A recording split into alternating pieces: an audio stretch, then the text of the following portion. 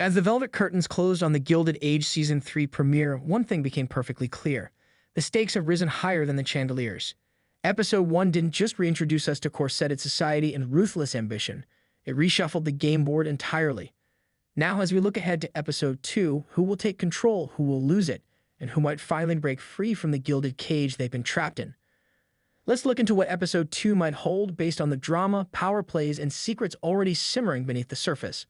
Of all the cliffhangers in the premiere, Glady's quiet defiance may be the most dangerous. We saw a young woman fed up with being paraded like a porcelain doll. She knows her mother has promised her hand and her dowry to the Duke of Buckingham without her consent. With George away, Bertha's authority is absolute, or so she thinks. But what if Glady's decides not to wait for paternal backup?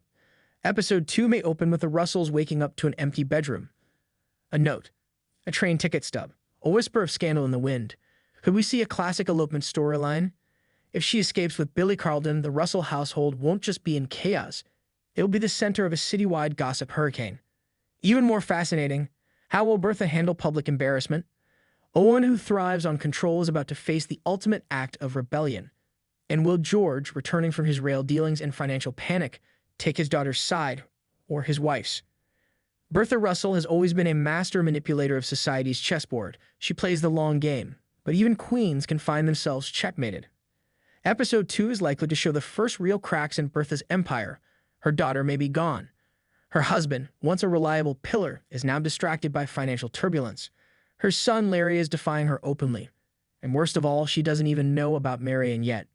Bertha has built her identity on winning, but will we see her lose control for the first time? And more importantly, how does a woman like Bertha respond to a world that dares to say no? There's also the matter of the Duke. Will he feel insulted by the sudden disappearance of his intended, or will he suspect he was merely being used as a social ladder? His reaction could spark a diplomatic scandal, and Bertha isn't one to apologize. The Van Ryn household may look pristine from the outside, but it's becoming a battleground of wills. Ada's inherited wealth has transformed her into a woman with vision and finally a voice. Hosting temperance meetings may have been the first strike, but we suspect more ideological clashes are on the horizon. Agnes, ever the traditionalist, will likely escalate her subtle campaign to reassert dominance in Episode 2.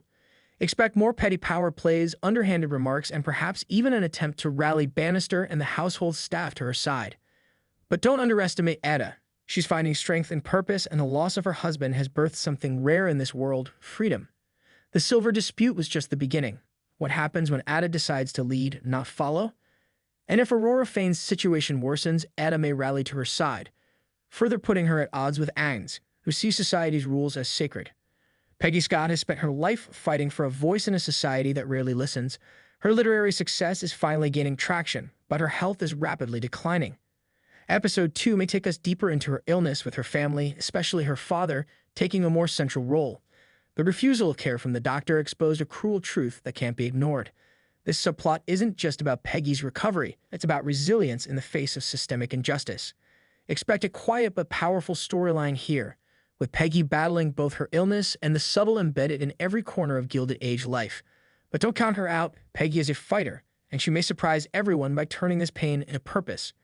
Episode 2 of The Gilded Age is poised to do what this series does best: expose the elegant rot beneath society's golden surface. With secrets teetering on the edge of revelation and power shifting in unpredictable ways, the next chapter promises scandal, betrayal, and possibly, just possibly, a little revolution. The question isn't just who is in charge here anymore. The real question is, who dares to take charge now?